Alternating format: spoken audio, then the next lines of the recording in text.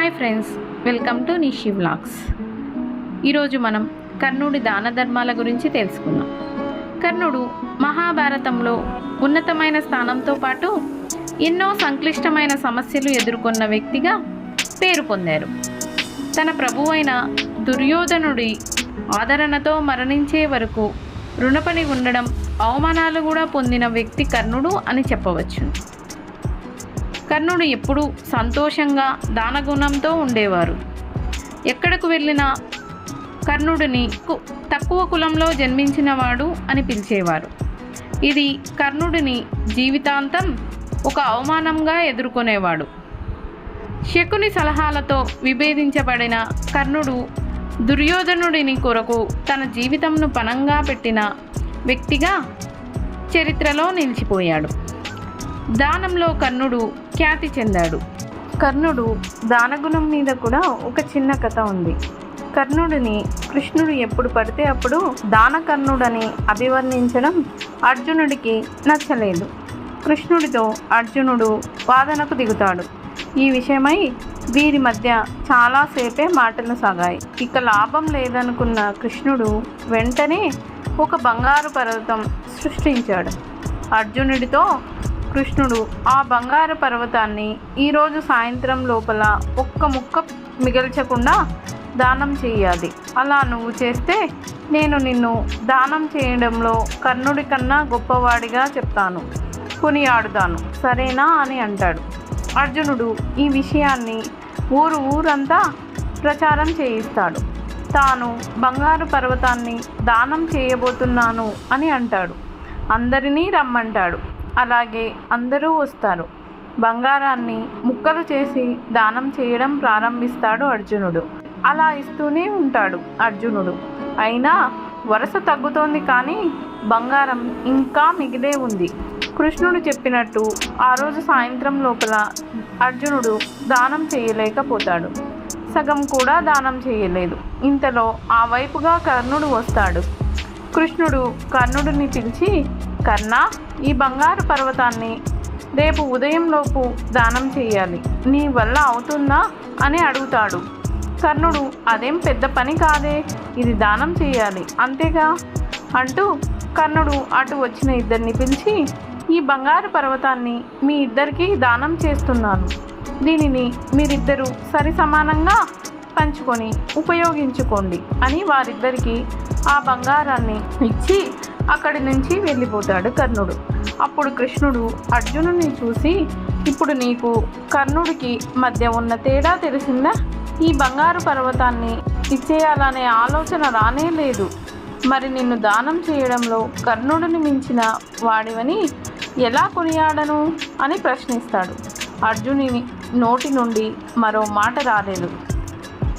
ఒక్కొక్కరి గుణం ఒక్కోలా ఉంటుంది, ఎవరి ప్రత్యేకత వారిది.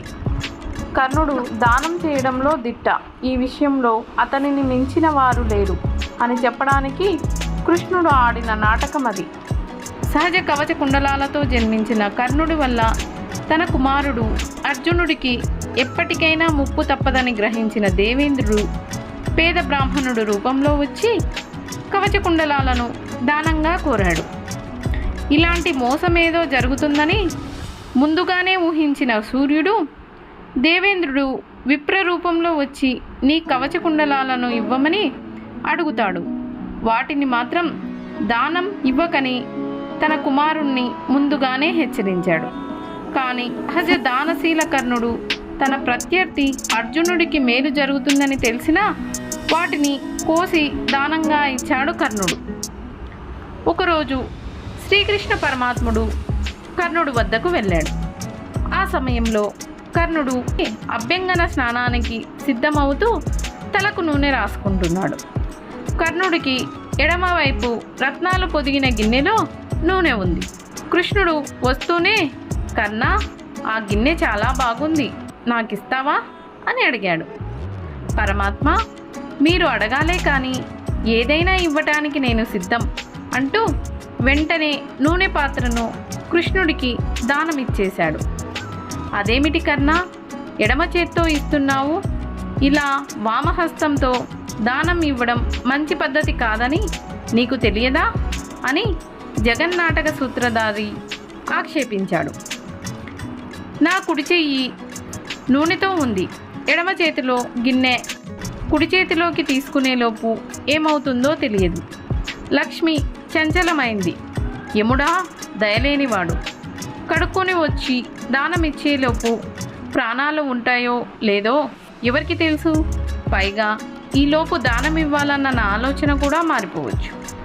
నా సంకల్పంలో మార్పు రాకముందే దానం ఇవ్వాలనుకున్నా. అందుకే అడిగిన వెంటనే నూనె పాత్ర దానం ఇవ్వకూడదని తెలియక కాదు అన్నాడు. కర్ణుడి దానశీలతకు పరమాత్ముడు ఆశ్చర్యపోయాడు. అతన్ని మనసారా ఆశీర్వదించి దానం తీసుకున్నాడు కృష్ణుడు.